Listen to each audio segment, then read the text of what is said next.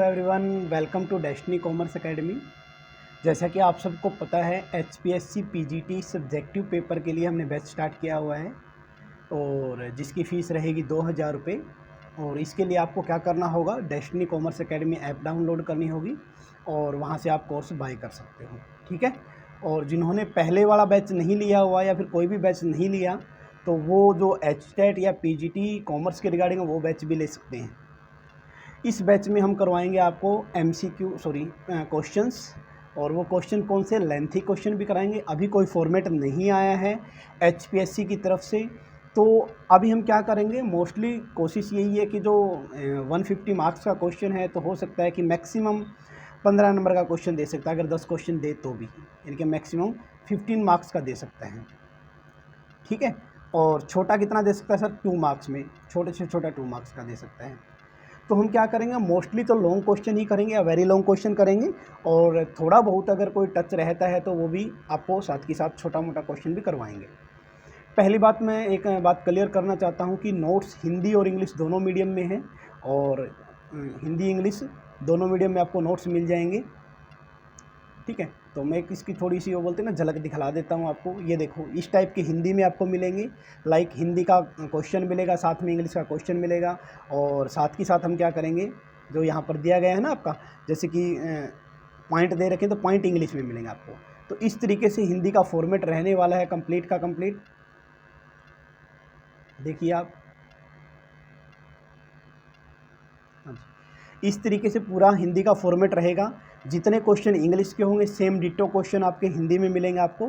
तो हिंदी मीडियम वाले बच्चों को घबराने की ज़रूरत नहीं है, तो उनको नो डाउट अच्छे से मिल ही जाएगा। डेमो के लिए 2 PDF, एक तो आपकी आ चुकी है टेलीग्राम चैनल पर, और एक ये डाल दूंगा मैं हिंदी और इंग्लिश दोनों के अंदर, और बाकी सारी की सारी PDF आपको ऐप पे मिलेगी। सिर्फ 2 PDF डेमो के लिए है, अगर जो कोई बच्चा बाय करना चाहता है उसके रिगार्डिंग। लाइक जैसे ये हो गया, क्वेश्चन नंबर 3 दे रखा है, साथ में हिंदी है, फिर इंग्लिश है, और फिर जिसके पॉइंट है वो इंग्लिश में साथ में दे रखे हैं। और बहुत सारे बच्चों की क्वेरी आई थी कि सर कि मैं इंग्लिश में पॉइंट लिख सकता हूँ क्या, सर मैं इंग्लिश में प्रैक्टिकल क्वेश्चन सोल्व कर सकता हूँ क्या, सर मेरा हिंदी मीडियम है। तो घबराने की ज़रूरत नहीं है जी। आप जब भी उसमें फॉर्म भरोगे तो क्या आएगा कि आप कौन सी लैंग्वेज चूज़ करते हो, तो वहाँ पर हिंदी लैंग्वेज चूज़ करना। हिंदी लैंग्वेज वाले इंग्लिश लिख सकते हैं, लेकिन इंग्लिश वाले हिंदी नहीं लिख सकते। तो घबराने की ज़रूरत नहीं है। जहाँ से भी आपको कुछ बच्चे बोल रहे सर पता नहीं कोई क्या बोल रहा, कोई कुछ भी नहीं बोल रहा भाई। सबसे ज़रूरी क्या है, आप हिंदी, अगर हिंदी मीडियम से, देखो इंग्लिश मीडियम है तो कोई दिक्कत है ही नहीं, अगर हिंदी मीडियम से है तो हिंदी मीडियम सेलेक्ट कीजिएगा फॉर्म भरते टाइम। याद रखना, गलती से हिंदी इंग्लिश मत करना फिर। और फिर आप जो पॉइंट मैंने यहाँ पर लिख रखे हैं नोट्स में, ऐसे इंग्लिश में लिख सकते हो। 1-2 लाइन लिखना चाहो तो वो भी लिख सकते हो। क्वेश्चन इंग्लिश में ही सोल्व कर सकते हो सारा का सारा, अगर कोई प्रैक्टिकल क्वेश्चन आया तो हिंदी वाले इंग्लिश लिख सकते हैं। तो इस टाइप से देखना, इस टाइप से क्वेश्चन आएगा। और अगर कोई लगेगा रेलिवेंट है, जैसे कि मान लें कि पिक लगी ऐसी, तो ये इंग्लिश में भी दी गई है, यानी कि हिंदी वाले को सारी फैसिलिटी की सारी फैसिलिटी यहाँ पर मिलेगी। और लाइक जैसे ये हो गया, ये टेबल होगी तो टेबल के रिगार्डिंग भी दे दिया जाएगा। तो इस टाइप से ये क्वेश्चन आपके हिंदी में भी होंगे। तो हिंदी वाले तो पहली बात है कि वो जो डाउट था मे भी आपका क्लियर हो गया होगा बहुत सारे बच्चों का। और सेम डिटो क्वेश्चन आपको इंग्लिश में है, ऐप पर दोनों मिल जाएंगे, लेकिन PDF जो आपको एक की ही मिलेगी, या तो आप हिंदी लीजिएगा या इंग्लिश लीजिएगा। ठीक है। और कंफ्यूज मत होना, सबसे बड़ी बात तो यही है, दोनों को करने के चक्कर में कंफ्यूज मत होना। ठीक है। तो ये था सारा का सारा। तो जिन बच्चों ने भी अभी तक इनरोल नहीं किया, तो सबसे पहले वो इनरोल कर सकते हैं, जिसकी फ़ीस रहेगी 2000 रुपये मात्र। ठीक है। सब्जेक्टिव पेपर से रिलेटेड क्वेश्चन है वो आपको करवाए जाएंगे। और अभी फॉर्मेट नहीं आया, जब फॉर्मेट आ जाए तो फॉर्मेट के अकॉर्डिंग चलेंगे, लेकिन अभी कुछ नहीं आया तो ऐसा नहीं कि हम फ्री बैठ जाएं। रिजल्ट आ चुका है तो सबको पहले कॉन्ग्रेचुलेशन। और जिनका भी बहुत बच्चों के कॉल भी आए हैं, मैसेज भी आए हैं, कमेंट भी कर रखे बहुत अच्छे अच्छे, तो सबके लिए सबसे पहले तो उनको थैंक यू, दिल से बधाइयाँ कि आपका सब्जेक्टिव में भी क्लियर हो जाए और आप जॉब लग जाए, भगवान करे। बस ये चाहता हूँ कि आप बहुत ज़्यादा मेहनत करो, अभी से लग जाओ। ये नहीं कि मैं कर लूँगा या कर लूँगी, रिस्क क्या लेना आपको, मैं तो ये बात बोलता हूँ। 2000 रुपये कोई ज़्यादा फीस नहीं है, और रेलिवेंट ही कंटेंट आपको देते हैं। ऐसा ही नहीं है कि कुछ बिल्कुल डिट्टो या रफ्सा ऐसा दे दिया सारा का सारा। ठीक है। तो आइए स्टार्ट करते हैं, अब ज़्यादा वेट नहीं करवाता मैं आपको। तो आज अपना जो लेक्चर है ये दूसरा लेक्चर है। एक लेक्चर पुनीत मैडम डाल चुकी हैं आपको मैनेजमेंट के रिगार्डिंग, तो उस पर अच्छा खासा आपका कमेंट भी आए हैं। और क्वेश्चन हमने वो पिक किए हैं जो थोड़े से रेलिवेंट हो, लाइक केस स्टडी बेस, कि आपको पहले तो ये ढूंढना पड़ेगा कि क्वेश्चन में कहना क्या चाहता है, ये पूछ क्या रखी है। जैसे ये क्वेश्चन देखिए अभी, question number 1, profit is not an objective, कि प्रॉफिट ऑब्जेक्टिव नहीं है, but is a requirement of to business. Do you agree? अगर आप एग्री करते हो तो विद दिस आर्ग्यूमेंट, अगर इस आर्ग्यूमेंट के साथ आप एग्री करते हो तो अपना आंसर दीजिए। अब बहुत सारे बच्चों को तो ये दिक्कत होगी, सर ये कहना क्या चाहता है। बस इसी टाइप के हम आपको क्वेश्चन लेके आएंगे। देखो सिंपल लिख रखा है, नीड लिखिए, इंपॉर्टेंस लिखिए, एसेंशियल कैरेक्टरिस्टिक्स लिखिए, टाइप लिखिए, वो तो आएंगे। तो वो क्वेश्चन भी आपको करवाएंगे, ऐसा नहीं कि भाई वो करवाएंगे ही नहीं, बेसिक भी करवाएंगे ये, लेकिन ये थोड़ा सा एडवांस लेवल पे चलेंगे। इस टाइप के क्वेश्चन आपको ज़्यादा से ज़्यादा हम करवाने की कोशिश करेंगे, जिसका क्वेश्चन के अंदर भी फिर ये ढूंढना कि क्या पूछना क्या चाह रहा है। ठीक है, तो आप इसको जितना ज़्यादा हो सके इसको समझने की कोशिश करना। पहली बात तो है कि जो ये केस स्टडी टाइप में हो सकते हैं कुछ भी, तो उसके रिगार्डिंग आइए पढ़ते हैं। तो सबसे पहले इसने बोला कि सर प्रॉफिट कोई ऑब्जेक्टिव नहीं है, बल्कि एक बिजनेस की रिक्वायरमेंट है, क्या इससे आप एग्री करते हो? तो पहली बात है कि प्रॉफिट ऑब्जेक्टिव नेसेसिटीज़ है, किसी भी बिजनेस के लिए प्रॉफिट क्या है, नेसेसिटी है। तो बिना प्रॉफिट के कोई बिजनेस सर्वाइव नहीं कर सकता, खासकर लॉन्ग टर्म के अंदर। तो profit without a doubt it is necessary components of every business. इसके रीज़न क्या है कि सर प्रॉफिट क्यों इंपॉर्टेंट है किसी भी बिजनेस के लिए, यहाँ पर यही पूछना चाहता है कि सर प्रॉफिट कोई मेन ऑब्जेक्टिव नहीं है, यानी कि सिर्फ एक ऑब्जेक्टिव है। जैसे कि अब तक आपको पता है बिजनेस किया जाता है एक सोसाइटी के अंदर, तो सोशल नीड भी पूरी करनी पड़ती है, इकोनॉमिक भी, प्रॉफिट सब कुछ आ जाता है, नो डाउट सबके लिए केयर करनी पड़ती है। प्रॉफिट एक ऑब्जेक्टिव का एक पार्ट आप मैं समझ सकता हूँ, लेकिन इसका प्रॉफिट कितना ज़्यादा इंपॉर्टेंट है ये दिखाया गया है। तो पहली बात आता है ना, फर्स्ट नंबर 1 कि सर ग्रोथ प्रोस्पेक्टिव से, किस प्रोस्पेक्टिव से, ग्रोथ के रिगार्डिंग, कि अगर कोई भी बिजनेस ग्रो करना चाहता है ना, देखिएगा कोई भी बिजनेस अगर ग्रो करना चाहता है, ग्रोथ करना चाहता है, तो उसके पास सुफिशिएंट प्रॉफिट होना चाहिए। ठीक है, किसी भी कॉरपोरेट की डेवलपमेंट के लिए, उसके डाइवर्सिफिकेशन का मतलब होता है जो वो बिजनेस कर रहा है उससे अलग इतर कोई ब्रांच खोलना चाहता है, उसके एक्सपेंशन के लिए, तो प्रॉफिट का ना होना या कम होना दोनों ही बिजनेस के लिए डेंजर्स है। तो सबसे पहले प्रॉफिट क्यों होना चाहिए बताना, सर ग्रोथ के लिए। और ऐसे आपको इसको याद करने पड़ेंगे, और आगे आगे हम आपसे प्रैक्टिस भी करवाएंगे, नो डाउट क्वेश्चन भी आपको देंगे, लेकिन एक बार थोड़ा सा रिदम बन जाए फिर करते हैं। ठीक है, दूसरा लॉन्ग टर्म सर्वाइवल। मैंने बोला शॉर्ट टर्म के अंदर किसी भी बिजनेस या फर्म को मिनिमम लॉस भी हो सकता है, मैक्सिमम प्रॉफिट भी हो सकता है, नॉर्मल प्रॉफिट भी हो सकता है, लेकिन लॉन्ग रन के अंदर अगर सर्वाइव करना है तो आपको प्रॉफिट चाहिए। ठीक है, तो मस्ट है किसी भी बिजनेस को चलाने के लिए या फिर उस मार्केट शेयर को कैप्चर करने के लिए, डोमिनेंस करने के लिए प्रॉफिट होना चाहिए। ठीक है, तो फाइनेंस की नीड हर दिन डेली बेसिस पे पड़ती है अपने को। अगर एक कंपनी के पास प्रॉफिट नहीं है तो वो टाइम पर अपने बिल की पेमेंट नहीं कर पाएगी, अपना डेवलपमेंट नहीं कर पाएगी, मार्केट के अंदर सर्वाइव नहीं कर पाएगी। ठीक है, तो अल्टीमेटली क्या होगा सर, वो बंद हो जाएगी। तो इसलिए प्रॉफिट जरूरी है लॉन्ग टर्म सर्वाइवल के लिए, ग्रोथ के लिए। तीसरा आता है फुलफिल द सोशल ऑब्जेक्टिव। मैंने पहले बताया कि प्रॉफिट ही सिर्फ एक मोटिव नहीं, ये ट्रेडिशनल अप्रोच होती थी बिजनेस की कि सर प्रॉफिट ज़्यादा से ज़्यादा कमाना है हमें, ये ट्रेडिशनल अप्रोच है। इसने बोला कि प्रॉफिट ही सिर्फ मोटिव नहीं है, बल्कि एक बिजनेस सोसाइटी के अंदर रह के सर्वाइव करता है तो सोसाइटी के रिगार्डिंग भी उसकी कुछ नीड्स होती हैं। तो कंपनी का एक एम सिर्फ प्रॉफिट अर्न करना नहीं है, बल्कि सोसाइटी की नीड्स को, डिमांड को, उसको पूरा करना भी, उसके अकॉर्डिंग प्रोडक्ट बनाना, उसके अकॉर्डिंग जॉब वगैरह देना। जॉब भी तो तभी दोगे जब कुछ प्रॉफिट होगा कंपनी को।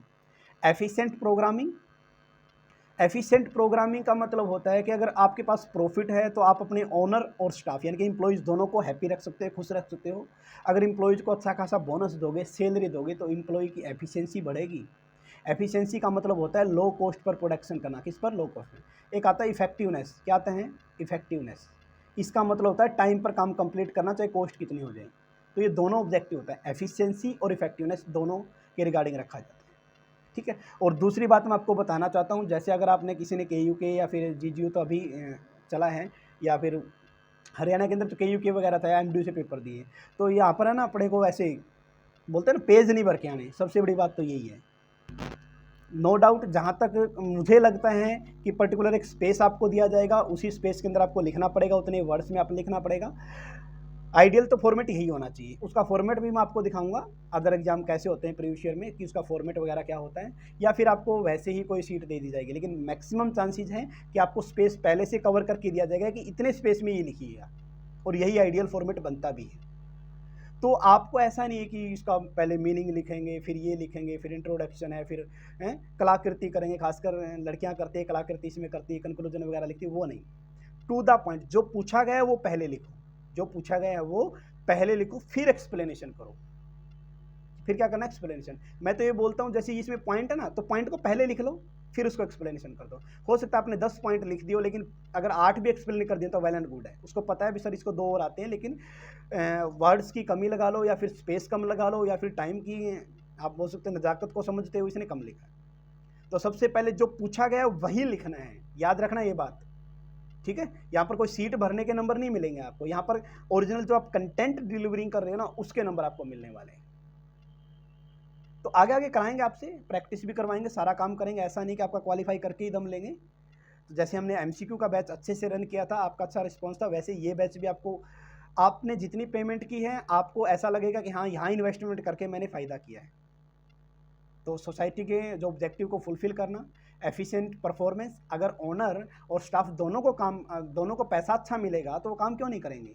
रेपुटेशन, अगर किसी बिजनेस के पास अच्छा खासा प्रॉफिट है, वो टाइम पे सैलरी देगा, वेजेस देगा, डिविडेंड देगा, रेंट देगा जहाँ पर वो रह रहा है, तो स्टेक होल्डर दोनों खुश रहेंगे। अरे स्टॉक होल्डर कौन, जिसने कंपनी के शेयर खरीद रखे हैं। स्टेक होल्डर कौन, जिसमें इंप्लॉइज वगैरह, क्रेडिटर वगैरह सारे आ जाते हैं। जरूरी नहीं कि जो स्टेक होल्डर होता है वो स्टॉक होल्डर भी हो। लाइक एक इंप्लॉइज है वो स्टेक होल्डर है, लेकिन जरूरी नहीं कि उसने कंपनी के शेयर बाय कर रखे। तो ठीक है, कंपनी की रेपुटेशन पे भी सवाल आता है। जो ज़्यादा प्रॉफिट कमाते हैं उसकी रेपुटेशन ऑटोमेटिक ही ज़्यादा हो जाती है, ये कोई कहने वाली बात नहीं है। रेपुटेशन के बाद आता है जी रिवार्ड टेकिंग। क्या आता है, the reward of taking risk. अब जो रिस्क लिया है, रिस्क के बदले तो रिटर्न आना चाहिए ना। आपको पता है कि अपना बिजनेस का एक बेसिक रूल भी होता है, higher the risk higher the profit, कि जो जितना ज़्यादा रिस्क लेगा वो उतना ज़्यादा प्रॉफिट कमाएगा। लेकिन इसका मतलब ये नहीं कि आंख बंद करके रिस्क लेना चाहिए, है ना। रेलिवेंट रिस्क की बात यहाँ पर की गई है। तो इसने बोला भाई अगर आपके पास प्रॉफिट इनफ है तो आप रिस्क लेने से नहीं डरोगे, एक ब्रांच और ओपन कर दोगे अगर प्रॉफिट और, लेकिन हाँ प्रॉफिट है, सैलरी है नहीं इंप्लॉयज़ को देने के लिए, तो उसको सर्वाइवर की दिक्कत तो होगी ना। फिर आता है नए नए इनोवेशन, R&D आप कर सकते हो। ये कब होगा सर, जब प्रॉफिट आपके पास होगा। नेचर जो है, नेचर चेंज होता रहता है, या इन्वायरमेंट जो अनअवॉइडेबल है वो आप उसको बदल ही नहीं सकते आप। कोई क्लाइमेट चेंज आ गया, कोई ड्रफ्ट पड़ गया, ठीक है ना, सूखा पड़ गया, अकाल पड़ गया, बाढ़ आ गई, कुछ भी XYZ है, उसको आप रोक ही नहीं सकते। ठीक है, जो चेंजेबल इन्वायरमेंट है वो होगा ही होगा। डिमांड में चेंज, कस्टमर के टेस्ट में चेंज, प्रेफरेंस में चेंज, वो सब कुछ होता है। इसके लिए रिसर्च करनी पड़ती है, टेक्नोलॉजी आपको डेवलप करनी पड़ती है, और इसके लिए चाहिए पैसा। तो ये अल्टीमेट अपने पास ये था। तो क्या क्या पॉइंट थे एक बार कंसीडर और कर लेते हैं, शाबाश। और ऐसे आपको याद भी करने साथ के साथ, कहीं मैं करवाता रहूँ और आप करो ही ना। ग्रोथ, प्रॉफिट क्या है सर, प्रॉफिट जरूरी है, बिना प्रॉफिट के कोई बिजनेस सर्वाइव नहीं कर सकता। उसके लिए किस लिए प्रॉफिट चाहिए सर, ग्रोथ के लिए चाहिए, लॉन्ग टर्म सर्वाइवल के लिए चाहिए, फुलफिल सोशल ऑब्जेक्टिव को फुलफिल करने के लिए चाहिए, और परफॉर्मेंस को बढ़ाने के लिए चाहिए, रेपुटेशन के लिए, रिस्क बेरिंग के लिए, और इसका रिवार्ड होता है प्रॉफिट तो, और इनोवेशन के रिगार्डिंग। तो होप सो आपको समझ में आया होगा। ऐसे हिंदी मीडियम भी आपको मिल जाएगा, वहाँ पर ये कंटेंट आपको मैंने दिखा भी दिया था, और आप वहाँ से भी पढ़ सकते हैं। और वैसे भी देखना है तो ऐप पे तो दोनों ही हैं, एक की PDF ले ली, मान सपोज कर आपने इंग्लिश से ले लिया, हिंदी में कुछ देखना तो ऐप पे पड़ा हुआ है, या हिंदी ले ली इंग्लिश में देखना ऐप पे पड़ा हुआ है। सारे का नोट्स करा के इतने पैसे कितने दोगे, ज़्यादा है तो वैसे ही 1-2 बैच और खरीद लो आप लोग, ठीक है। How can a trader get rid on A personal stumbling block, मतलब उसकी हिंड्रेंस बोल सकते हैं आप, ये ना हिंड्रेंस, बाधा, कि जब आप कोई बिजनेस करते हो तो एक पर्सन से रिलेटेड जो बाधाएं आती हैं, यानी कि कस्टमर तक सामान पहुंचाने से रिलेटेड जो डिफ़िकल्टीज आती हैं, उसको एक ट्रेडर, एक व्यापारी कैसे डील करेगा। राइड का मतलब होता है उससे ओवरकम कैसे पाएगा वो, उसको सोल्यूशन कैसे होगा। तो सर सबसे पहले हो सकता है कि कंज्यूमर तक प्रोडक्ट ही ना पहुंचे, ऐसा हो सकता है। तो getting ride of A personal obstacle, मतलब बाधाएं होती हैं बाय मेकिंग गुड्स अवेलेबल। सबसे पहले क्या है कि क्लाइंट को सर गुड्स अवेलेबल करवा दो ट्रेडर की हेल्प से, ट्रेड की हेल्प से, और बाई मतलब प्रोड्यूसर से तुरंत आपने लिया, तुरंत कस्टमर को दे दिया। दूसरा सर ट्रांसपोर्टेशन फैसिलिटी आप अच्छी कराइए, यानी कि आपने क्या किया, जब भी कस्टमर ने ऑर्डर दिया आपने उसी टाइम उसको डिलीवर कर दिया विद इन 24 आवर्स। बहुत सारे ऐसे मेडिसिन कंपनी है जो विद इन 24 आवर्स आपको मेडिसिन पहुँचा अवेलेबल करवाते हैं।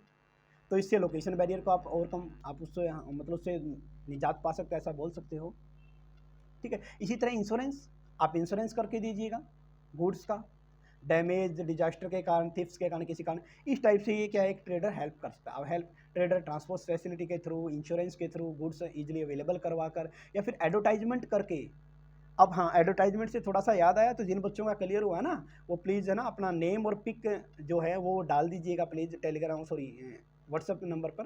मैं नंबर लिख देता हूँ 9812926011। थोड़ी सी प्रमोशन कर लेंगे, ठीक है। इच्छा हो तो डाल देना, वरना ज़्यादा फोर्स नहीं है, फिर भी डाल ही देना, ठीक। तो इस नंबर पर आप व्हाट्सअप करके अपना नेम और अपनी पिक प्लीज़ सेंड कर देना यहाँ पर, ठीक है। जिन्होंने भी हमसे कोई भी कोर्स बाय किया या डेस्टिनी कॉमर्स एकेडमी प्लेटफॉर्म से अगर आपको कुछ रेलेवेंट मिला है तो आपका एक थोड़ा छोटा सा कंट्रीब्यूशन बहुत हेल्प कर सकता है नीडी बच्चों के लिए खासकर। और जितना हो सके ये जो स्टार्टिंग के 1-2 वीडियो, सारे तो मैं नहीं कहूँगा, स्टार्टिंग के 1-2 वीडियो को सर्कुलेट कर दीजिएगा अगर कोई बच्चा बेचारा रहता है, क्योंकि एमसीक्यू के टाइम बहुत सारे बच्चे ऐसे आए कि सर हमें है ना, हमें पता ही नहीं था, क्योंकि अभी स्टार्टिंग फेज़ है तो शायद उनको नहीं पता होगा। तो आप जितना हो सके इनको ग्रुप्स में आप शेयर कर सकते हैं या उस नीडी की हेल्प कर सकते हैं। और Hindi medium, pure Hindi medium मिलेगा जी। बहुत सारे बच्चों का डाउट होता है हिंदी मीडियम के रिगार्डिंग, क्योंकि जिस एज ग्रुप के अभी पेपर देने वाले हैं ना 30 के नियर अबाउट सबकी एज होती है।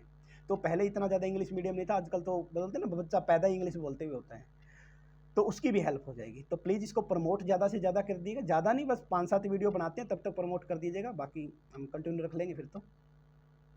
फिर आता है नेक्स्ट वन, थर्ड वन में क्या कुछ दिया गया है। अब ये बातें जो है मैं इसी वीडियो में 1-2 वीडियो में ही करूँगा, बाद में हम टू द पॉइंट ही चलेंगे, तो ज़्यादा बोर भी नहीं होने देंगे आपको, क्योंकि थ्योरेटिकल लिखना है तो बोर भी नहीं होना है। एमसीक्यू में तो बोर नहीं होते, चारों ऑप्शन सोल्व करने पड़ते हैं ना। एक company primary goal can not be only maximize the profit. एक कंपनी का सिर्फ प्राइमरी गोल मैक्सिमाइज करना नहीं होता प्रॉफिट, हाँ प्रॉफिट होता है, एक गोल होता है सिर्फ, उसके अलावा भी एक बिजनेस के बहुत सारे गोल्स होते हैं जिसको अचीव करना चाहते हैं। तो maximization of profit primary goal होता है, लेकिन ओनली वर्ड लगा दिया ना, ओनली का मतलब सिर्फ यही नहीं, तो इसको एक्सप्लेन करना पड़ेगा। कहने का मतलब ये चाहता है कि सर प्रॉफिट मैक्सिमाइजेशन के अलावा और कौन कौन से गोल है। तो ये जो आप इस टाइप के तो जो क्वेश्चन आते हैं, स्टेटमेंट आती हैं, तो इसको भी आपको रीड आउट करना पड़ेगा, ठीक है। इस टाइप की स्टेटमेंट को क्या करना पड़ेगा, रीड आउट। देखिए अब दिख रहा होगा शायद आपको, विजिबल है, हाँ जी। तो कंपनी का जो प्राइमरी गोल है वो सिर्फ प्रॉफिट मैक्सिमाइज, ओनली वर्ड आ गया, इट मीन्स ये बोलता है कि सिर्फ प्रॉफिट नहीं एक्सप्लेन कीजिएगा, तो एक्सप्लेन करते हैं। तो सबसे पहले क्या दे रखा है, प्रॉफिट मैक्सिमाइजेशन एक प्राइमरी गोल है, क्योंकि बिजनेस जो एग्जिस्ट करता है ना वो एक सोसाइटी के अंदर करता है, और सोसाइटी कंज्यूम करती है रिसोर्सेज, यानी कि एक बिजनेस जो है वो सोसाइटी के अंदर ही रहकर चलाया जाता है, और बिजनेस जो है सोसाइटी के सोर्स को यूज करता है। अब आपको पता है 4 फैक्टर होते हैं, लैंड, लेबर, कैपिटल, और एक तो ओनर ही होता है, एंटरप्रेन्योरशिप, ठीक है। जो ये सोर्सेज होते हैं कौन है, बिजनेस सोसाइटी के तो है, इन्हीं को तो लेकर वो काम करता है, ठीक है। तो एज ए रिजल्ट वेरियस कौन कौन से गोल हैं आइए पढ़ लेते हैं। फर्स्ट वन हम इसमें, supply of the desire service and goods. सबसे पहले क्या है सर, प्रॉफिट मैक्सिमाइजेशन तो गोल है, नो डाउट। दूसरा गोल है कि एक बिजनेस को चाहिए कि वो सोसाइटी को, जो सोसाइटी को गुड्स चाहिए वही डिलीवर करें, एक्स्ट्रा नहीं, अननेसेसरी गुड्स नहीं। मतलब वो बोलते हैं ना भाई, चेपे ना, सोसाइटी के ऊपर आप थोपो ना कोई चीज़ ज़बरदस्ती, बल्कि जो सोसाइटी की नीड है वो आप फुलफिल कीजिएगा, और उसके रिगार्डिंग आप क्या करना है, आपको वो गुड्स प्रोडक्शन करना उनका, ठीक है। और जो गुड्स दो ना वो अच्छी क्वालिटी के देनी चाहिए, रेपुटेटेड होना चाहिए। अगर आप कोर्स बाय करते हो और आपको ऑथेंटिक ना मिले तो कितनी अच्छी एडवर्टाइजमेंट होती है सबको पता ही है। तो इसलिए कोशिश हमारी ये रहती है कि क्वालिटी कंटेंट प्रोवाइड करवाया जाए, ठीक है। फिर आता है social and fair trade activity. अब जो भी काला बाजारी ना करे, लाइक जो बिजनेसमैन है वो ब्लैक मार्केटिंग ना करे, स्टॉक पेलिंग मतलब इकट्ठा करना, स्टॉक को बोलते हैं, जैसे आपने फिल्मों में देखा है, खासकर पुरानी फिल्मों में जो सेठ लोग होते थे, अभी मैं जनरली किसी का नाम नहीं ले रहा, वैसे जो उस टाइम फिल्मों के बारे में बात बता रहा हूँ, तो वो क्या करते थे, सामान इकट्ठा कर लेते थे, कोई मांगना था बोला नहीं है, राशन नहीं है, जबकि वो इकट्ठा करके काला बाजारी करते थे, ठीक है, ब्लैक मार्केटिंग इंग्लिश में बोलते हैं। तो लोअरिंग प्रोडक्ट क्वालिटी को लोअर कर देना या सेफ्टी स्टैंडर्ड को लो कर देना, तो इस टाइप से अगर कोई करते हैं तो ये गलत बात है। तो जबकि गुड्स एंड जो ट्रेड करना चाहिए ना वो सोसाइटी पॉइंट ऑफ व्यू से Fairlie, betterment of the society के लिए करना चाहिए। तो पहला आता है सर प्रॉफिट मोटिव हो सकता है, दूसरा service, goods and service, desire goods and service को आप अवेलेबल कराओगे, और थर्ड वन आता है फिर इसका सर फेयर ट्रेड होना, एक्टिविटी होना चाहिए, कोई कालाबाजारी ब्लैक मार्केटिंग टाइप नहीं होना चाहिए। फिर आता है जी जॉब अपॉर्चुनिटी। देखो एक सोसाइटी के अंदर रहकर आप काम कर रहे हो, वहाँ के लैंड लेबर को यूज़ कर रहे हो, तो इट मीन्स वहाँ पर परमानेंसी होनी चाहिए जॉब में ना, परमानेंसी जॉब में होगी तो आपकी गुडविल बढ़ेगी, एम्प्लॉयज़ के वेलफेयर के लिए। नेक्स्ट वन आता है एम्प्लॉयज़ वेलफेयर, जॉब देने के बाद उनका वेलफेयर भी चाहिए, लाइक उनको ट्रेनिंग देते रहो, उनकी पर्सनैलिटी को निखारो, उनकी फैमिली के लिए हेल्थ प्लान लेके आओ, बच्चों के लिए एजुकेशन लेके आओ, ठीक है। इस टाइप से अगर कोई वुमेन काम कर रही है, एम्प्लॉयज़ है, तो उसके लिए जो मैटरनिटी लीव वगैरह होती है 6 महीने की या जो भी ज़्यादा होती है, तो उसके रिगार्डिंग वो पे आपको करना चाहिए। फिर आता है जी सोशल वेलफेयर। सोसाइटी के लिए आपने क्या किया, स्कूल ओपन करवा सकते हो, हॉस्पिटल ओपन करवा सकते हो, इस टाइप से हैं। लाइक अपने हिसार के अंदर, मैं हिसार से ही बिलोंग करते हैं, तो हिसार के अंदर क्या है कि जो आपका जिंदल कंपनी है, उसके आपने देखा जगह जगह पर पार्क बनी हुई है, ठीक है। तो ये क्या है, सोशल वेलफेयर कर रही हो कंपनी। तो प्रॉफिट, नंबर 1 प्रॉफिट मोटिव, दूसरा डिजायर्ड सर्विस, तीसरा फेयर ट्रेड होना चाहिए, चौथा जॉब पॉसिबिलिटी, पांचवा एम्प्लॉयज वेलफेयर, छठा सोशल वेलफेयर। इसके अलावा भी हो सकते हैं, ये सिर्फ आपका बेसिक है कि आपको लिखने दिमाग में यहाँ पर कुछ होना चाहिए ना, यहाँ पर दिमाग में कुछ होगा तभी तो लिखोगे। नेक्स्ट वन आता है जी, what factor are to be consider while starting a business, कि बिजनेस को स्टार्ट करने से सॉरी, बिजनेस को स्टार्ट करते टाइम कौन कौन से फैक्टर जो आपको कंसीडर करने चाहिए, ठीक है। फर्स्ट वन आता है selection of the line of the business, कि आपकी बिजनेस किस लाइन में, जो बोलते हैं ना सर क्या करते हो, बिजनेस करते हो सर, कौन सी लाइन आपकी, पूछ लेते हैं रैंडमली, हर कोई पूछ लेता है कि कौन सी लाइन है, या फिर बेटा कौन सी लाइन में बिजनेस करना चाहते हो। नॉर्मली आप स्कूल में सभी टीच ही करते हैं। मैं ये मानता हूँ कि जो अभी जिसने बैच ले रखा है ना, वो एज ए मतलब मेरे इक्वलेंट ही है, या मुझसे मतलब इक्वलेंट ही है, आप ये मान सकते हो। तो हम ऐसा नहीं है कि वैसे ही कुछ भी पढ़ा दें, बहुत सारे मतलब बहुत सारे ऐसे हैं आप में से ही जो टीचिंग फील्ड में, क्या बहुत सारे, मैं कहता हूँ मैक्सिमम ही टीचिंग फील्ड में, कोई कॉलेज में पढ़ा रहा है, कोई स्कूल में पढ़ा रहा है, कोई 5 साल से, कोई 10 साल से, कोई ऐसे सारे टीच कर रहे हैं। तो कोशिश ये है कि उस लेवल का कंटेंट आपको प्रोवाइड करवाया जाए, कि ताकि आपको ये ना लगे यार नहीं यार ये तो मैं क्लास में पढ़ा के आई, इस टाइप से नहीं, थोड़ा सा रेलिवेंट। तो selection of the line of the business, कि इसमें अलग अलग कितने टाइप्स के आप बिजनेस काइंड्स क्या हैं, तो किस टाइप का आप बिजनेस करना चाहते हो, ठीक है। तो ये माइंड में आपको क्लैरिटी होनी चाहिए कि आप बिजनेस कैसा करना चाहते हो। सर जहाँ पर प्रॉफिट पॉसिबिलिटी हो सर वो बिजनेस करना चाहते हैं, ठीक है, नो डाउट कर लो, लेकिन ध्यान क्या रखना है, ध्यान रखना है कि जो क्लाइंट है उसकी नीड को क्या आप फुलफिल कर पाओगे, क्या आपके पास वो प्रॉफिट कमाने के लिए टेक्निकल एक्सपर्टाइज है, ठीक है, आपके अंदर एक्साइटमेंट कितनी है उसको करने के लिए। तो इस क्या वो स्पेसिफिक प्रोडक्ट जो सोसाइटी चाहती है वो आप डेवलप कर सकते हो। तो ये कुछ आपके मतलब बोलते हैं ना क्वेश्चन चलते हैं ऐसे ऐसे बिजनेसमैन के अंदर, जो बिजनेस करना चाहता है, आइडियाज़ लगा लो आपको, तो उसके रिगार्डिंग आ सकता है। नेक्स्ट बनाता है फिर अपना साइज ऑफ द कंपनी, क्या दिया गया है, size of the company, company का साइज क्या है इसके रिगार्डिंग है। अगर कंपनी बड़े लेवल पर है, क्या है, कंपनी बड़े लेवल पर है तो उसको ज़्यादा फाइनेंस की रिक्वायरमेंट है। अगर कंपनी के पास मार्केटिंग कंडीशन अच्छी है तो ही बड़े लेवल पर बिजनेस करना चाहिए ना। अगर उसके अंदर रिस्क कैपेबिलिटी है, रिस्क उठाने का बोलते हैं ना वो जिगरा है उसके पास, तो इसको बड़ा बिजनेस बड़े लेवल पर स्टार्टिंग फेज पे, ये क्या कर रहा है स्टार्टिंग फेज पे, ठीक है ना, बाद में तो सारे बड़े करते हैं, स्टार्टिंग फेज पे बड़े लेवल पर तभी करना चाहिए जब आपके पास पैसा हो, प्लस में आपके पास रिस्क कैपेसिटी हो, और वरना छोटे लेवल पर आप बिजनेस कीजिएगा, ठीक है। और बिजनेस करते टाइम ये देखना कौन से फैक्टर आपके फेवरेबल है, कौन से अनफेवरेबल है। फिर आता है ownership structure of the choice, ये भी आपको कंटेंट, हाँ एक बात और इससे याद आ गया मुझे, कि जो आपका सिलेबस है, क्या है, जो आपका सिलेबस है उसकी जो पीडीएफ है डेस्टिनी कॉमर्स एकेडमी ऐप पे मैंने डाल दी गई है। ऐसा एक सिंगल टॉपिक भी आपको नहीं छोड़ूंगा जिसके क्वेश्चन मैं नहीं करवाऊंगा, एक से ज़्यादा बार, जरूरी नहीं कि ये क्वेश्चन हो गए तो दोबारा बिजनेस के क्वेश्चन नहीं होंगे, इससे ज़्यादा बार भी कर लेंगे। तो सिंगल मैं क्या करूँगा, आप है ना क्या बोलते हैं सिलेबस लेके साथ में बैठ जाना, मैं बताता चला जाऊँगा, ये करवा दिया, ये करवा दिया, ये करवा दिया, एक सिंगल भी नहीं छोड़ेंगे। और एक से रिलेटेड अगर हमारे पास अच्छा खासा भगवान ने दिया तो टाइम रहा तो हम करते रहेंगे। कोशिश मेरी यही रहेगी कि इसको जल्दी जितना हो सके पेपर तक इसको चलाते रहें। अभी तो कोई चांस ही नहीं है कि थोड़ा सा टाइम है, मेरे को ऐसा लगता है कि महीना 2 महीना तो अपने पास है ही है। तो डेली के अगर हम 8-10 क्वेश्चन भी करेंगे तो भी इनफ हो जाएंगे अपने पास। तो क्वेश्चन तो सारे बोलते हैं ना, अगर 15 नंबर का 10 नंबर के आते हैं तो 15 क्वेश्चन करने, 15 का आता है 10 आते हैं, छोटे मोटे आते तो भी, तो क्वेश्चन तो थोड़े ही करने हैं। तो ओनरशिप स्ट्रक्चर का मतलब क्या होता है, लाइक आप सोल प्रोप्राइटरशिप करना चाहते हो, पार्टनरशिप करना चाहते हो, या कंपनी ओपन करना चाहते हो, क्या ओपन करना चाहते हो सर, इसके लिए अलग अलग आपको क्या है, अलग अलग बेनिफिट्स होते हैं हर किसी के, जैसे पार्टनरशिप के अलग हैं, सोल प्रोप्राइटरशिप के अलग है, ज्वाइंट कंपनी के अलग है। तो इस टाइप से लीगल फॉर्मेलिटी है, कंपनी की कंटिन्यूशन के बेस पर आ सकता है, ओनरशिप के बेस पर। तो ये मैं अभी ज़्यादा एक्सप्लेन नहीं कर रहा, जब करेंगे, जब ये इसका क्वेश्चन करूँगा फॉर्म ऑफ बिजनेस ऑर्गेनाइजेशन आपको कराऊंगा तब ज़्यादा बता पाऊंगा, ठीक है। फिर आता है जी location of the business, business की लोकेशन, जो आपका हेडक्वार्टर वो कहाँ पर होना चाहिए। लोकेशन अगर गलत सेलेक्ट कर दी तो सारा का सारा इंफ्रास्ट्रक्चर आपका फेल हो जाएगा। तो मैन्युफैक्चरिंग इनपुट जो आप लगाना चाहते हो वो सोच समझ के लगाना चाहिए। क्या क्या दिमाग में रखना चाहिए लोकेशन के रिगार्डिंग, लाइक रॉ मटेरियल वहाँ पर है या नहीं है, इजीली अवेलेबल, लेबर है या नहीं है, electricity, other banking service, transport, communication, ये सर्विस अवेलेबल है या नहीं है। और फिर बनाता है ऑब्टेनिंग द फंड, क्या आप इजीली फंड ऑब्टेन कर पाओगे या नहीं मार्केट से, ठीक है।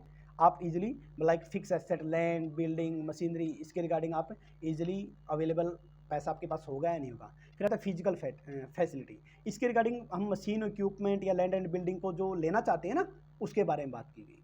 तो हमारे पास अवेलेबल कैपिटल कितना है फिजिकल के रिगार्डिंग, यानी कि देखो पैसा तो दोनों के लिए चाहिए, पैसा तो ऑब्टेनिंग फंड में तो दोनों आएगा, करंट और फिक्स दोनों एसेट के लिए, लेकिन फिजिकल में सिर्फ फिक्स एसेट आ जाएगी, ठीक है। लेआउट ऑफ द प्लान मतलब डिजाइन बनाना, कि जो आपके पास पैसा है, ठीक है, पैसा हो गया, ठीक है, लोकेशन सेलेक्ट कर ली, ठीक है, अब उसका नक्शा बनाते हो ना आर्किटेक्चर के पास जाकर, वो नक्शे की बात यहाँ पर कर रहे हैं। इस तरीके से अरेंजमेंट करना, ये बोलते हैं ना जैसे कि हेनरी फ्योल ने दिया था एक 14 प्रिंसिपल में, एक प्रिंसिपल आता है ऑर्डर के रिगार्डिंग, हर चीज़ों को उसकी सीक्वेंस के अकॉर्डिंग रखना ताकि टाइम कंज्यूमिंग ना हो, तो ये उसके रिगार्डिंग आ जाएगा। फिर आता है नेक्स्ट वन डेडिकेशन के regarding, dedicated worker, staff worker भी तो होना जरूरी है। अगर आपके पास डेडिकेटेड वर्कर नहीं है तो कैसे काम चलेगा भैया।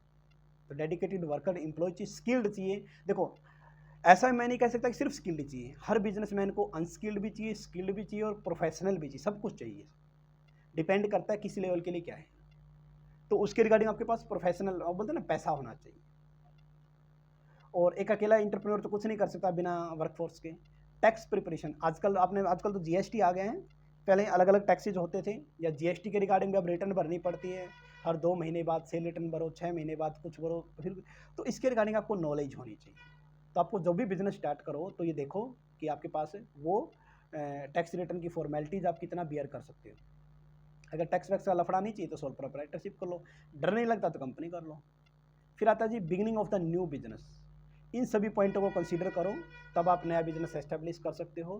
फिर भी आपको क्या क्या ध्यान रखना, लाइक रिसोर्स को मोबिलाइज करना एक्चुअल में, लीगल फॉर्मेलिटी को पूरा करना, एक्चुअल में बात कर रहा है करने की, मतलब सारा प्लानिंग करने के बाद एक्चुअल फील्ड पे जा रहा है, मैन्युफैक्चरिंग प्रोसेस को स्टार्ट करना और एडवर्टाइजमेंट वगैरह करना, ठीक है, ये इसमें आ जाएगा।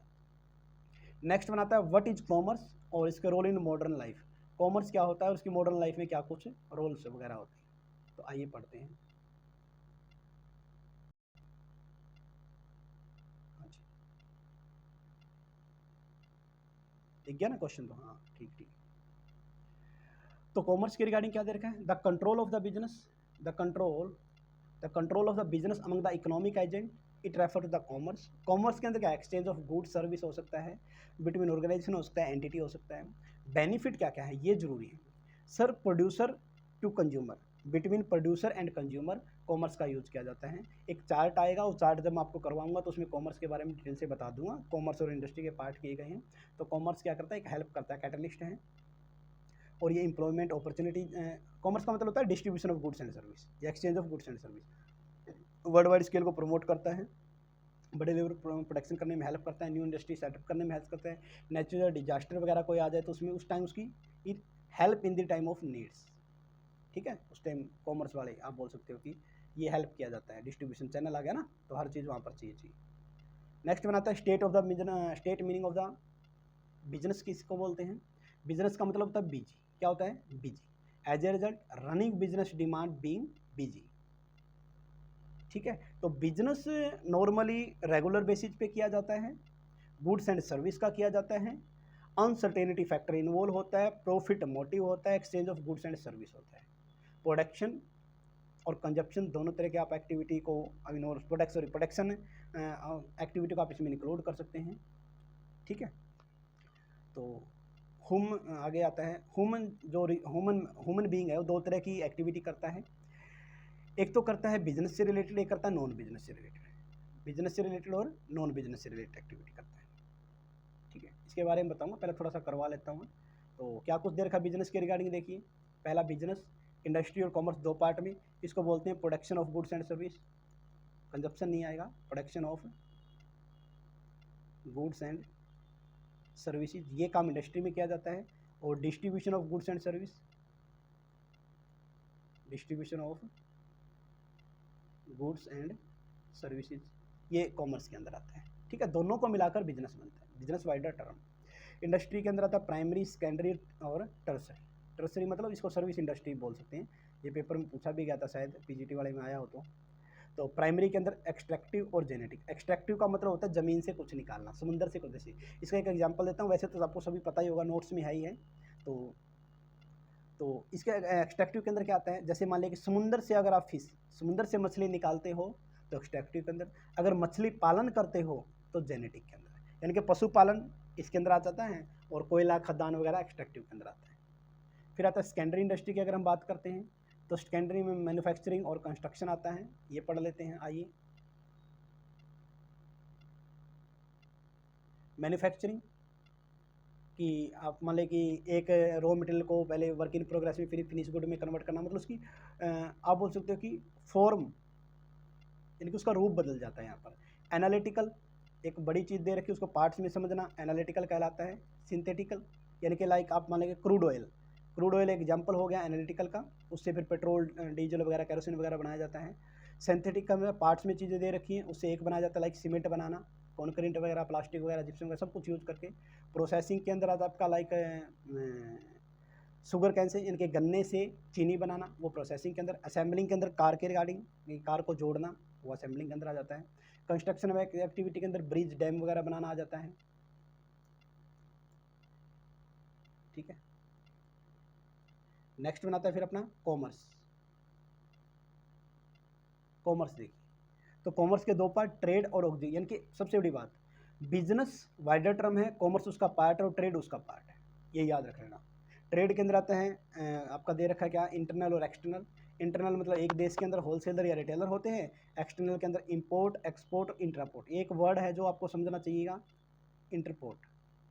मतलब जैसे मान लीजिए एक कंट्री है, एक बी कंट्री है और एक सी कंट्री है, और ए और बी और सी के आपस में नहीं बनती, लेकिन ए सी की बनती है और ए बी की बनती है। तो इस कंडीशन में बी क्या बोलेगा ए को कि सर मेरे लिए इंपोर्ट कर लो, किससे, सी से। तो ए सी से इंपोर्ट करेगा बी को बेचने के लिए, तो पहले इंपोर्ट फिर एक्सपोर्ट करेगा, अपने पास नहीं रखता, तो इसको इंटरपोर्ट बोल देते हैं, यानी कि इंपोर्ट किया जाता है एक्सपोर्ट करने के लिए। एक्सटर्नल में तो हो ही गया। ऑक्सिलरी टू ट्रेड को टर्सरी भी बोलते हैं, एक ही बात है इन दोनों की। ठीक है, और ऑक्सिलरी टू ट्रेड मतलब जो ट्रेड में हेल्प करते हैं, ट्रांसपोर्टेशन होता है, warehousing, insurance, banking and finance और एडवर्टाइजिंग। इसके बारे में डिटेल से पढ़ेंगे। जो चार्ट है ये पूरा का पूरा आप ये मान लो कि मैक्सिमम यूनिट को अपने कवर कर रहा है, लेकिन यहाँ पर आपको इतना ही पढ़ना है। नेक्स्ट वन आगे बढ़ते हैं जल्दी सी।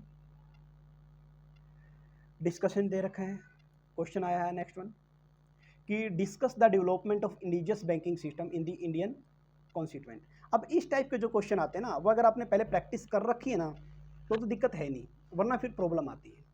कि पहले इसने बोला कि इंडिजियस बैंकिंग सिस्टम इंडिया में, इंडियन कॉन्टिनेंट में कैसा है, तो with the use of currency या फिर लेटर ऑफ क्रेडिट, क्या मतलब क्या होता है ये मैं डिटेल से समझाऊंगा, अभी थोड़ा कम ही टाइम है मेरे पास। तो लेटर ऑफ क्रेडिट का टॉपिक बाद में समझा दूंगा, होता क्या है। नॉर्मली मानो कि जब आप एक्सपोर्ट करते हो तो आप चाहते हो कि जो जहाँ पर एक्सपोर्ट करके हो आपको पहले पैसे दे, फिर आप गुड्स एक्सपोर्ट करो, वो चाहेगा कि पहले गुड्स आ जाए फिर पैसे दो। तो इस प्रॉब्लम का solve out later of credit से किया जाता है। ठीक है, तो अगर करेंसी इश्यू हो गया, इसके कारण लोकल या फॉरेन ट्रेड ज़्यादा बढ़ा है, और लोग अपने प्रीशियस मेटल तक बैंकिंग सिस्टम में जमा करवाते हैं।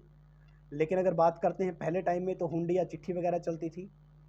ठीक है, इंटरमीडिएरी का रोल सबसे ज़्यादा इंपॉर्टेंट यहाँ पर था। ठीक है, तो जो चाहे वो आपका अंग्रेज़ों का टाइम हो, चाहे मुग़ल शासन हो, उस टाइम भी ये यूज किया जाता था, हुंडिया इसका आप बोल सकते हैं चिट्ठी का। जो जगत क्षेत्र, जो बड़े महाजनन होते, साहूकार होते, जिनके पास ज़मीन होती, तो उसको इंडिजियस बैंक बोला जाता था। ठीक है, हालांकि ये हाई रेट चार्ज करते थे, लेकिन हाँ पैसे मिल जाते थे। नेक्स्ट आता है फिर आगे इंडियन ट्रेड बैलेंस एक्सीलेंस। अब अपना जैसे इसने बोल रखा है कि इंडियन ट्रेड बैलेंस क्या है, एक्सीलेंट, एक्सपोर्ट ज़्यादा है, इंपोर्ट कम है। नॉर्मली तो अगर रियलिटी में देखें तो एक्सपोर्ट ही कम है, इंपोर्ट तो ज़्यादा, सॉरी इंपोर्ट अपना ज़्यादा है। लेकिन फिर भी सरकार एक्सपोर्ट को प्रमोट कर रही है, लेकिन इंपोर्ट को कम करने की कोशिश। मैन्युफैक्चरर, ट्रेडर, मर्केंटाइजर, सभी को पैसा मिलता है बैंकिंग सिस्टम से, और इसी के थ्रू ये ग्रो करते हैं।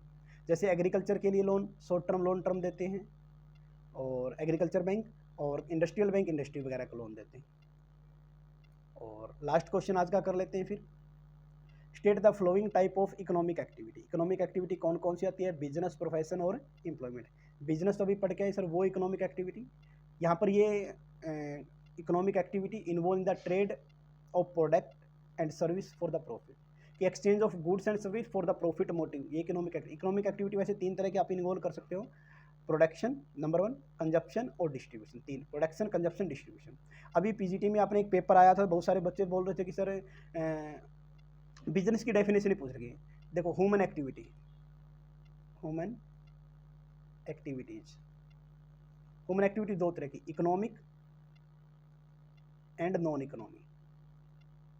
इकोनॉमिक एक्टिविटी में प्रोडक्शन, कंजप्शन, डिस्ट्रीब्यूशन और प्रॉफिट मोटिव होता है। नॉन इकोनॉमी में non profit motive, no profit motive और सोशल वेलफेयर होता है। तो इसने डायरेक्ट क्वेश्चन उसमें डायरेक्ट पूछ लिया, क्या पूछ लिया गया डायरेक्ट, भाई प्रोडक्शन, कंजप्शन, डिस्ट्रीब्यूशन से रिलेटेड ह्यूमन एक्टिविटी को बिजनेस बोलते हैं क्या? वही कंफ्यूज हो गए बच्चे। हाँ जी, बिल्कुल बोलते हैं। ठीक है। फिर आता है प्रोफेशन, की स्पेशलाइज नॉलेज चाहिए आपको, जैसे सीए वगैरह बनना है तो इसके अंदर आ जाता है। एम्प्लॉयमेंट, किसी के नौकरी करना चाहिए। ये इसलिए नहीं बता रहा क्योंकि सारा कोर्स में हम कर चुके हैं और कुछ यहाँ पर मिल भी जाएगा आपको, तो कुछ तो आप भी कर लेना। फिर आता है बिजनेस के रिगार्डिंग, बिजनेस, प्रोफेशन और एम्प्लॉयमेंट, इसका डिफरेंस दे रखा है और ये डिफरेंस ही आपको करना है। पहले mode of establishment, entrepreneur decision and other legal formality. भाई इंटरप्रेन्योर, ओनर का डिसीजन होता है कि मुझे बिजनेस करना है या कुछ लीगल फॉर्मेलिटीज हो सकती है जो फुलफिल करनी है। प्रोफेशन के अंदर मेंबरशिप लेनी पड़ती है, सर्टिफिकेट लेना पड़ता है, जैसे सीए का certificate institute of chartered accountant of India ICAI लेना पड़ता है, और वकील का बार काउंसिल से लेना पड़ता है। एम्प्लॉयमेंट के अंदर सर एग्रीमेंट होता है एम्प्लॉयर एम्प्लॉय के बीच में, एक लेटर होता है ज्वाइनिंग लेटर, जिसके लिए आप हम सब वेट कर रहे हैं, नौकर बनने के लिए रेडी हैं। फिर आता है नेचर ऑफ द वर्क, इसके अंदर प्रोविजन होता है कि वो अच्छी गुड्स एंड सर्विस पब्लिक को डिलीवर करेगा। इसके अंदर होता है कि सर जो जैसे सीए तो वो सोसाइटी को बढ़िया सीए बन के दिखाएगा, rending the personalise expert service, और जैसे ओनर ने बोला है वैसा एम्प्लॉयज काम करता है। नेक्स्ट वन, क्वालिफिकेशन के रिगार्डिंग बात करते हैं। कोई क्वालिफिकेशन नहीं चाहिए इसके अंदर। जैसे सीए के अंदर क्या कुछ चाहिए, मान लेके ये बोल दिया कि सर 12th के बाद कर सकते हैं आप सीए, तो 12th तो चाहिए।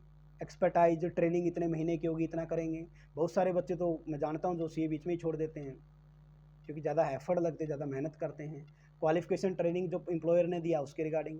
रिवार्ड एंड रिटर्न, प्रॉफिट, इसके अंदर प्रोफेशनल फीस और इसके अंदर सैलरी एंड वेजेस हो सकता है। ठीक है। फिर आता है कैपिटल इन्वेस्टमेंट, इसमें कैपिटल ज़्यादा की रिक्वायरमेंट होती है, इसमें कम की और इसमें ना की। रिस्क, इसमें ज़्यादा, इसमें कम, इसमें होता ही नहीं। नौकरी में कोई रिस्क नहीं है, इसलिए तो नौकरी को प्रेफर करते हैं लोग। ट्रांसफ़र ऑफ इंटरेस्ट, अपना जो शेयर है क्या अपना बेटा बेटी को ट्रांसफ़र कर सकता है, किसी और को ट्रांसफ़र कर सकता है? बिल्कुल कर सकता है सर, कुछ फॉर्मेलिटी होती है, इसमें नहीं कर सकता। एक सीए अपने बेटे को सीए बना सकता है, ऐसा निकले बेटा मेरा सर्टिफिकेट और आज से तो सीए की मोहर लगा दिया, अगर ऐसे नहीं कर सकता। नई टीचर ऐसा कर सकता। और नौकरी पे, सरकारी नौकरी हम लग गए, मान लीजिए सपोज करो आप टीचर लग गए, आप बोले जा भाई तुम जाया मैं तो लग गई, ऐसा थोड़ी होगा। तो यहाँ पर भी आप इंटरेस्ट को ट्रांसफ़र नहीं कर सकते। और फिर आता है जी कोड ऑफ कंडक्ट, इसके कोई नियम नहीं है। इसके अंदर प्रोफेशनल, जैसे बार काउंसिल ने, जैसे डॉक्टर वाला नहीं बोलता भाई किसी भी मरीज़ का ट्रीटमेंट करना कंपलसरी है, और इसके अंदर जो एम्प्लॉयर ले डाउन कर दिया। एग्जांपल सोप फैक्ट्री, इसके अंदर legal, medical, professional, chartered accountant आ जाएगा। इसके अंदर जॉब कहीं भी कर सकते हैं आप गवर्नमेंट डिपार्टमेंट में। तो होप सो ये आपको अच्छा लगा होगा। तो ये लेक्चर कैसा लगा हमें कमेंट कर सकते हैं, और प्लीज़ ज़्यादा से ज़्यादा शेयर कीजिएगा। Thank you all of you.